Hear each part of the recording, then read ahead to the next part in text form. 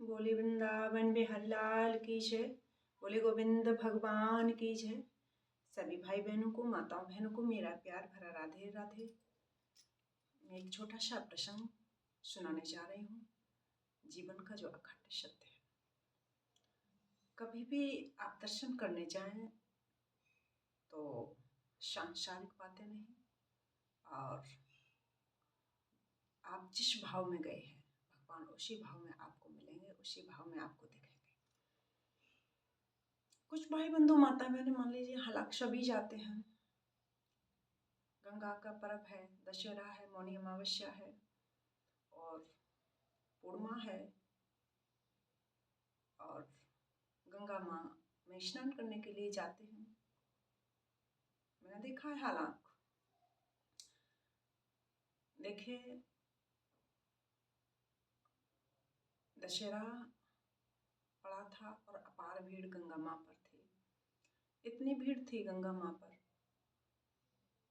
कि लोग समाये नहीं। अपार भीड़, जैसे कि मौनी अमावस्या पर।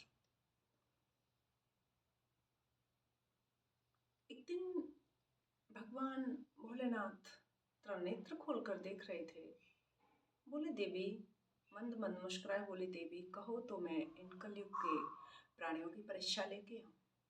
माँ भगवती मुस्कुराई, बोली क्या करना ऐसे? नहीं देवी, आप कहो तो मैं परीक्षा ले आऊं, और आपको भी चलना होगा साथ। मैंने कहा ठीक है।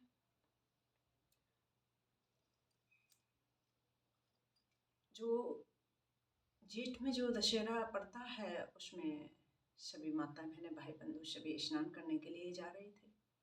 स्नान करने के लिए गए। भगवान भोलेनाथ एक व्रत का वेश धारण करके और माँ भगवती एक बूढ़ी माँ का वेश धारण करके कुछ ही डिस्टेंस में दूरी पर बैठ गई तो भगवान भोलेनाथ एक व्रत का वेश रखकर दलदल में, कीचड़ में फंस गए, खड़े हो गए, क्योंकि लोगों की परीक्षा लेनी है। बोले, चिल्ला रहे हैं, अरे मुझे कोई निकालो, मुझे कोई निकालो। अब कुछ लोग देखकर हंस के जा रहे हैं, कुछ कटु वचन बोल रहे हैं। बताइए इनको क्या जरूरत थी? बुढ़ापे में इनको चैन नहीं है, फिर भी गंगा नहाने आ गए। अन्य अन्य बातें लोग किए हुए जा रहे हैं, लेकिन बाबा भोलेनाथ पीछे से एक और आता भी है कोई निकालने के लिए, तो एक प्रश्न और पीछे से कर देते हैं कि जिसने कभी कोई पाप नहीं किए हों वही मुझे निकाल सकता है। अब एक दूसरे की तरफ, मुंह की तरफ देख रहे हैं कि ऐसा तो कोई है ही नहीं जिसने कभी कोई पाप नहीं किया हो। माँ मंद मंद मुस्कुरा रही है भगवती, लेकिन कुछ लोग खड़े हुए और ये देख रहे हैं ऐसा कौन सा पुण्यात्मा आएगा जो इनको निकालेगा। जैसे ही अपार भीड़ लगी लोगों की और बाबा खड़े हैं दलदल में, कीचड़ में फंसे हुए। भगवान कुछ कराना होता है, दिखाना होता है तो वो लीला करते ही है। जैसे ही उन्होंने देखा, एक किसान दौड़ता हुआ आया, बोला यहाँ भीड़ कैसी लगी है? बोले ये सुबह से शाम हो गई और एक ये बूढ़े बाबा फंसे हुए हैं, और ये कह रहे हैं कि जिसने कभी कोई पाप नहीं किया हो मुझे वही निकाल सकता है। तो बस इतनी सी बात। बोले हाँ।